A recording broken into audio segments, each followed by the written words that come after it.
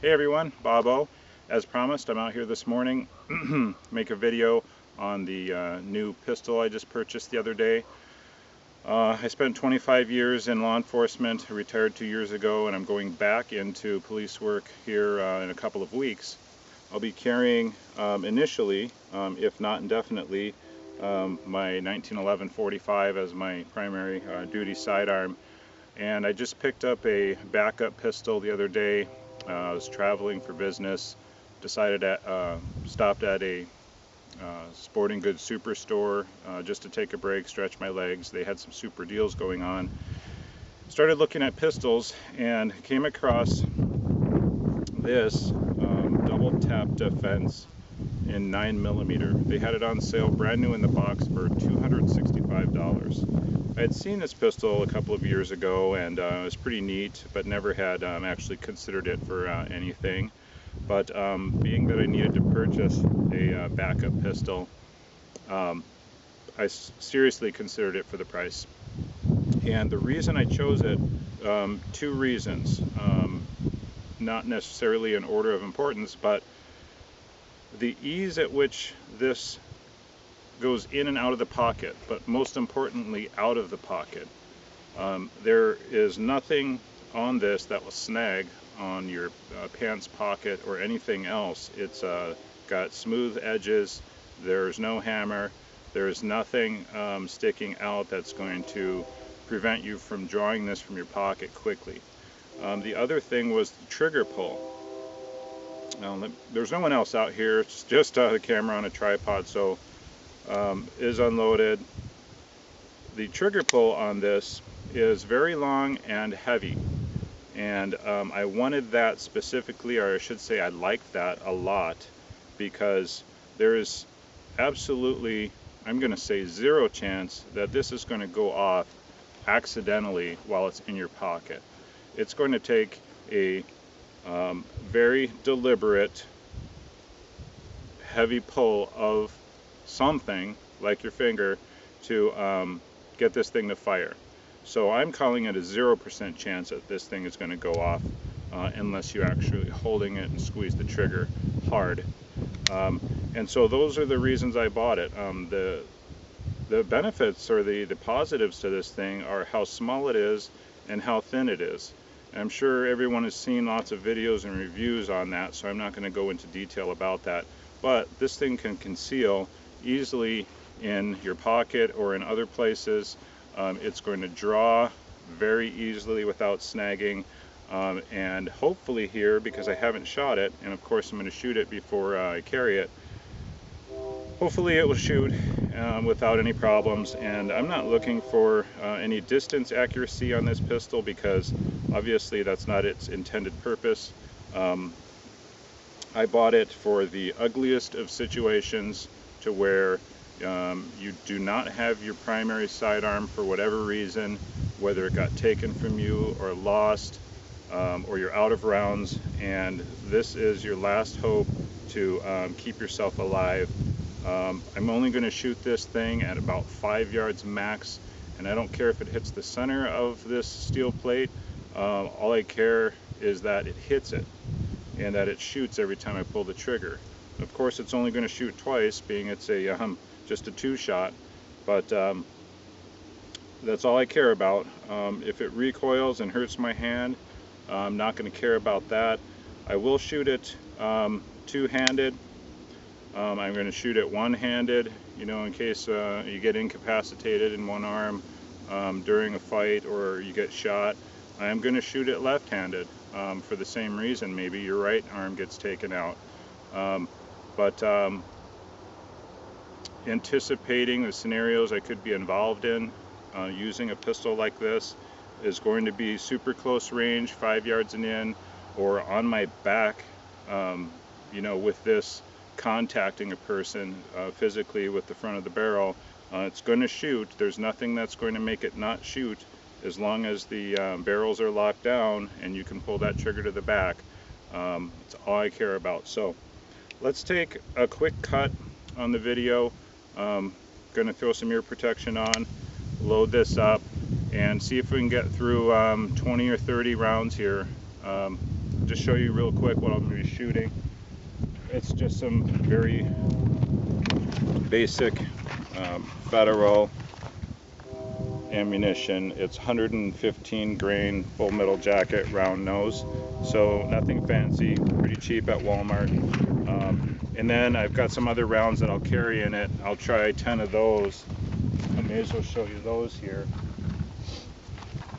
Some more Federal stuff, Federal Personal Defense, 147 grain Hydroshock, jacketed hollow point. Everyone's familiar with these. So we'll shoot off 5 or 10 of these, and then that'll be it. So let's take a quick cut on the video, and when I come back, I'll have some ears on, steel targets down there. I didn't measure it off, but it's about 5 yards away. And all I want to do, like I said, is hit the thing. Okay, so let's take a quick cut. I'll be right back. Okay, everyone, got the ears on, the pistol ready. See how easy it comes out of the pocket. It's unloaded right now. I do have this stripper clip that came with the pistol, but for the sake of the video, just to speed things up, I'm just going to try to get through 20 rounds here real quick, so I'm just going to load from the box. I think maybe the hardest thing that, or the most time-consuming thing here is going to be fishing the rounds out, because they don't automatically eject. But let's just commence with some shooting. I know the target's close. If those people are concerned about, you know, shooting steel at such a close range, I've been out here many times. I know stuff, you know, little bits of brass do splatter back 10 yards. There's evidence of it all over the place, but I've got some ballistic eye protection on, and if, you know, if I get some bits of metal in my face, I'll let you know. But let's commence with some shooting.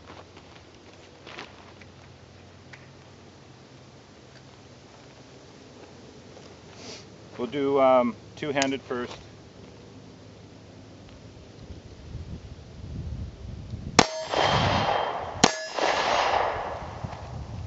Alright, well, those hit about 3 or 4 inches apart. One casing came out by itself, and they hit just about center. So we'll load up a couple others. And we're just going to keep doing this until we get through about 20.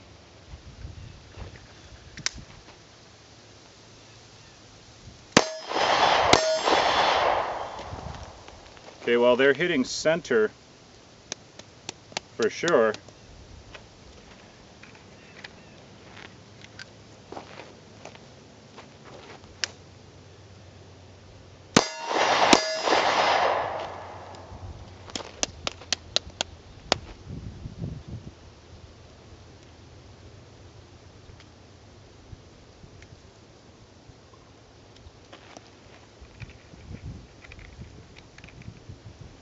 Try a couple just one-handed.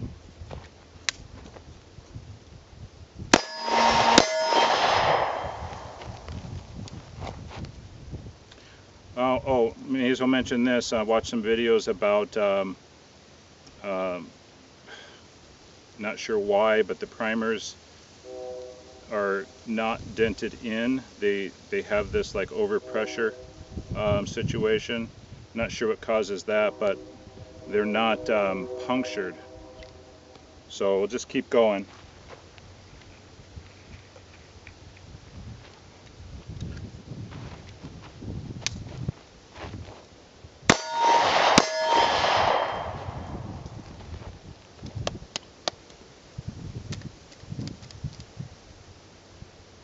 All right, we'll try a couple left-handed.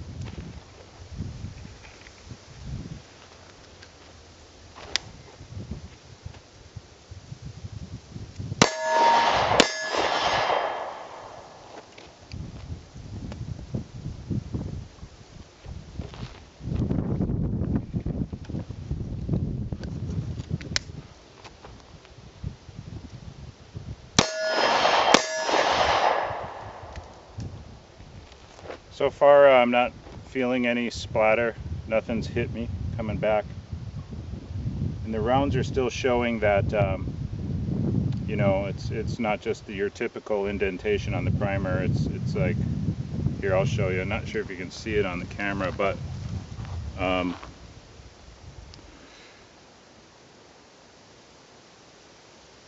so I don't really know what that means. but I've seen on some videos that it's typical with this gun. Shoot a couple more left-handed.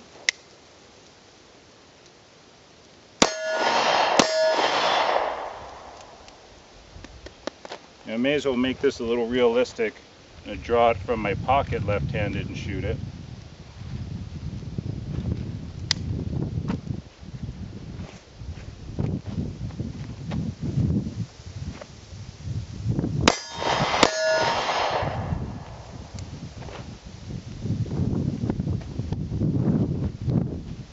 Well, none of the rounds has been hard to get out. A couple have been a little stubborn.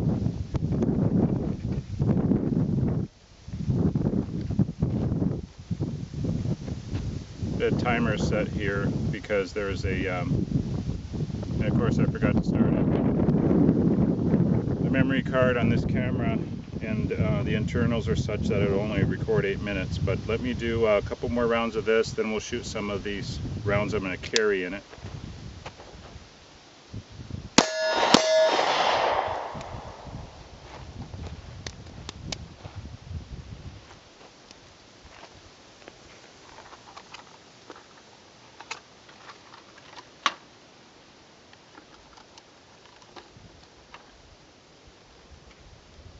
Alright, so these are some of the Hydra shocks.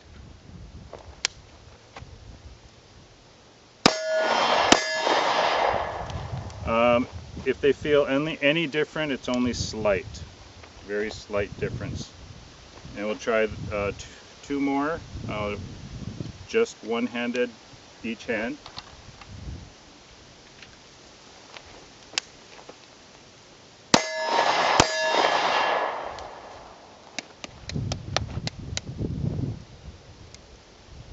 Primers look the same on these rounds. They're bulged out slightly.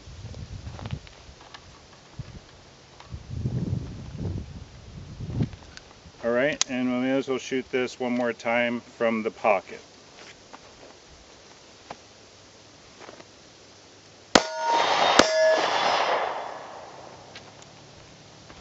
Alright guys, that's it.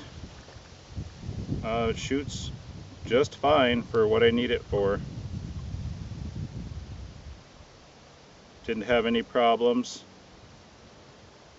other than a little inconvenience of taking the spent rounds out. But that's it. I'm going to shoot this a little bit today, but for those of you who were looking forward to this video, there it is. I'm